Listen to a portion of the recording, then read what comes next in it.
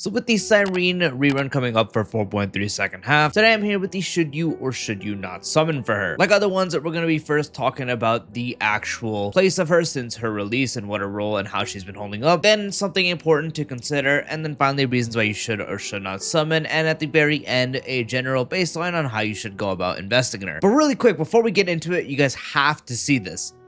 Ever dreamed of getting merch of your favorite gacha character? Well, now you can with Bahomu. Bahomu is an officially licensed retailer of gacha goods, offering a huge selection of official merchandise from games like Honkai Star Rail, Genshin Impact, Arknight's Enfield, Honkai Impact 3rd, and plenty more. I've worked with Bahomu multiple times now, and I can easily vouch for them. They were kind enough to send me this Cyrene ring set that you're seeing me unbox in the background, and honestly, the presentation and quality are exactly why I keep coming back. Whether you're looking for character acrylics, apparel, figures, accessories, collectibles, or even limited collaboration merchandise, Bahomu has a massive catalog of official products that can be difficult to find elsewhere. And if you're anything like me, there's just something special about owning merch from a character or game you've spent hundreds of hours with. So if you've been looking to grow your collection or find the perfect gift for a fellow gacha gamer, be sure to check out Bahomu using the link in the description below, and don't forget to use my code PRETENDERHSR at checkout for 10% off your order site-wide. Once again, massive shout out to Bahomu for sponsoring this video, and now let's get back to it. So Cyrene did release in 3.7. We have not gotten a rerun. This is the first rerun so far.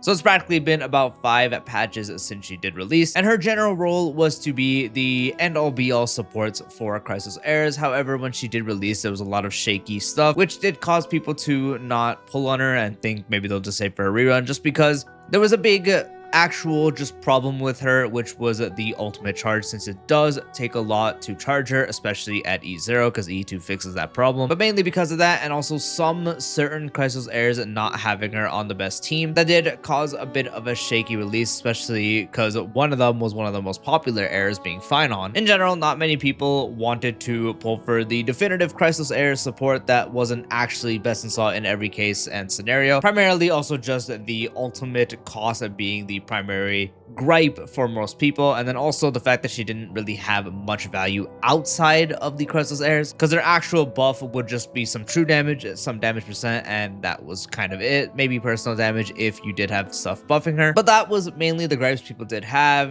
Effectively, after the release, during the release, people realized that she still was just insanely valuable, because there are still a lot of Crisis Heirs that want her on her team. Like, again, the only characters that didn't really have her on the definitive best team was Finon, and even some cases you'd still want her on the team because she was a good buffer, especially if you had E2. The other one was Cyrene, a little less for her on release just because the dot team didn't have the Nova Flare Black Swan. So the third slot being Cyrene, if you had her, you'd also want E2, or if you just had the support side be Danheng, which was frequent. But since now you have like Full Nova Flare Swan, you really need that Cyrene E2 for sustainless slot. And if you're running a sustainless slot, sometimes you're better off just running someone like Mortanic's Blade now, especially. But a lot of people also will be running a sustain, so it's the 3 characters being Kafka, Black Swan, and Hycelines, and then Huohuo. So a bit less of a spot there. So it's primarily those 2. When it comes to anyone else, Maide, Anaxa, Aglia, combination teams of Tribi, Cypher, so on and so forth, all definitely get a big benefit from Cyrene. Her buff is also really good for the Crisis Heirs. The only one that's like kind of iffy is honestly just Castris, which is funny because she is like on the Remembrance team, being a Remembrance character.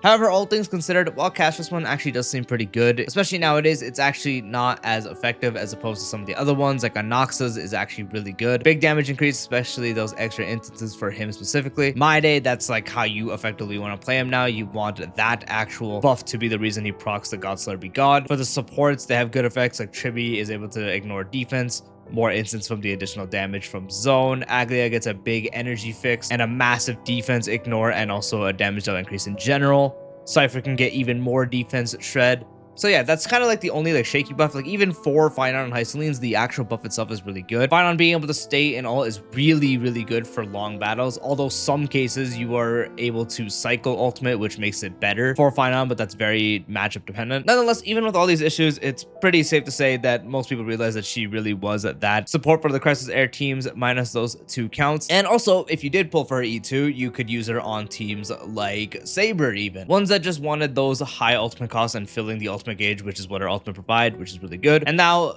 little bit later, we also have Evanescia, who can also use E2 Cyrene setup. So that little niche value is there, but you do primarily want that E2. But as her role does stand, her value hasn't necessarily decreased. It's very, very player dependent more than usual, just because it kind of depends on how many Crisis Air teams and Crisis Air related teams you are running. If you're someone that still frequently uses teams like Anaxa, Maide, even the Remembrance team, it's still very much there. Remembrance team, a little less so now, especially at lower investment, because that was the team. However, now Mortanix Blade is actually quite competitive, primarily at the E0, E1 spot, especially for Blade, just because he has a better E1. But that's kind of it. Once you get to like E2 past for Cyrene and you get the same investment part, that's when she just ends up being better on Remembrance anyways. And also she does insane damage on the team because she's actually getting buffed by like Evernight and so on, as opposed to someone like Blade, who's not actually getting buffed by Evernight. But quickly, it has been realized that she was the support you do want to have if you are running Crisis Air related teams. Just a bit less so for Finon and much less so for Hycelines now. That's kind of it. Now, something to consider for the people still iffy about her ultimate stuff. I will be honest, that issue does stand, but if you're someone who does not, and I gotta specify this, if you do not care about zero cycles, don't worry about it. Her buffs for these airs are just so good to the point that if you don't care about the actual cycle you're spending to build up that ultimate, once you get that going, you're gonna be killing really, really fast. That was kind of the main thing. So if you're a zero cycler for an E0 Cyrene, it's still a bit iffy.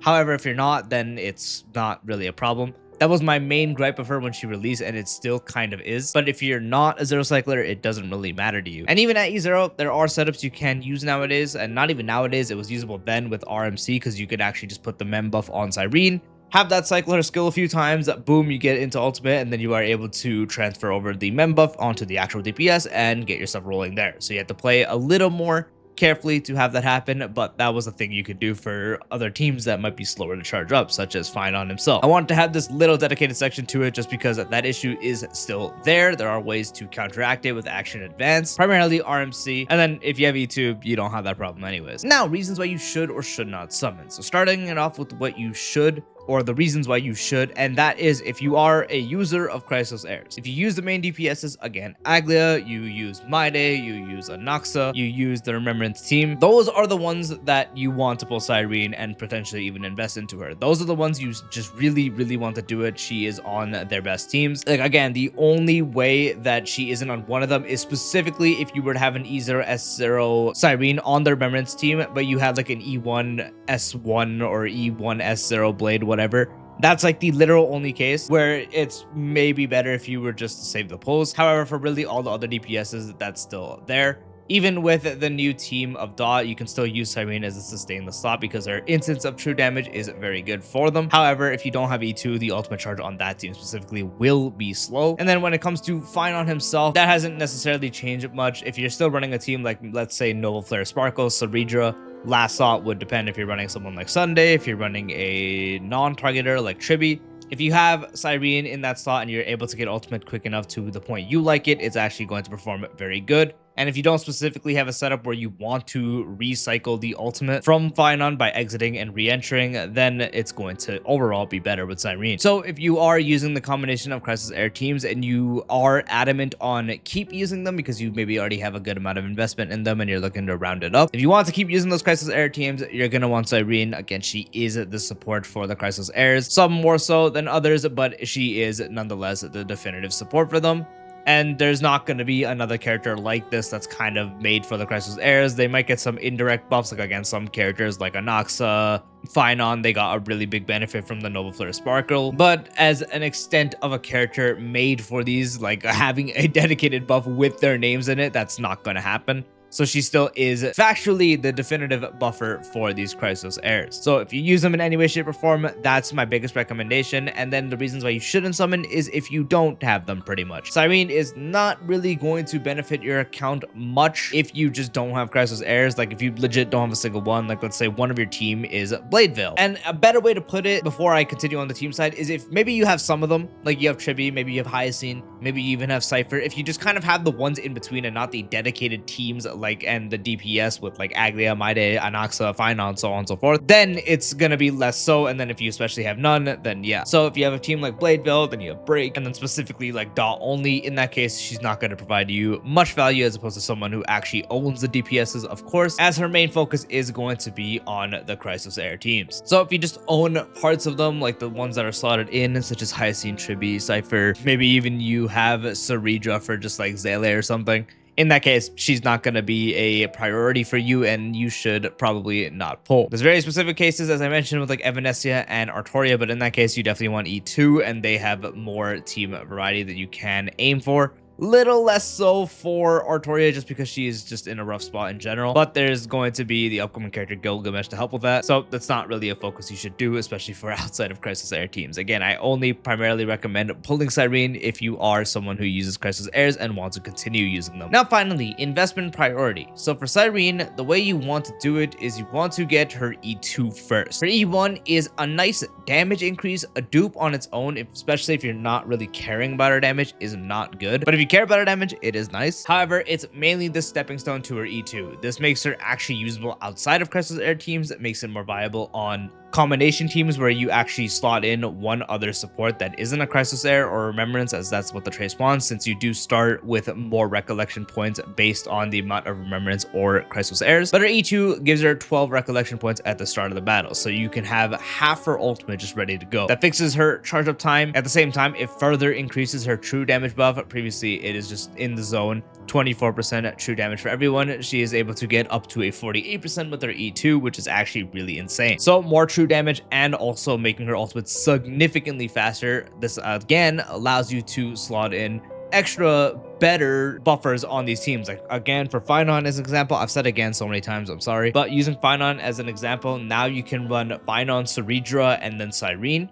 Last slot can even go to someone like Sparkle, and that is going to be one of, if not the best Finon teams for his damage you can run. Same team, but Anaxa also works. With Anaxa, it's a bit weirder because you're using Cyrene as the action advancer, but you can get some extra stuff with Sparkle, and Sparkle's amp is just insane. Allows you to put her into these sustainless dot team setups a lot better. And then for outside teams where it's like a slight combination paired with like Tribi, Hyacine, both or just one, on outside teams like the Artoria and Evanescence team I was talking about, that also is applicable. That's why E2 is going to be the utmost value over anything else. So you go for E1 because you have to get to the E2, and then you focus on her light cone, which her light cone itself, not bad, but it's not really great. Even on its own, it's not like an insane priority. Like you can very much just slap on the Curtis Shop light cone on her and you'll be good to go. But E2 is just an insanely good dupe on its own and has all the value, and then the light cone option is not as good. So E2 is the thing you want to focus on above all else. And that is the should you or should you not summon for Cyrene. I do hope you found this video helpful. If you did, dropping a like would be greatly appreciated. If you're new to the channel or haven't done so already, be sure to subscribe and turn on the bell icon for future videos like this, along with all the types of style content. And I'll see you later. Peace out.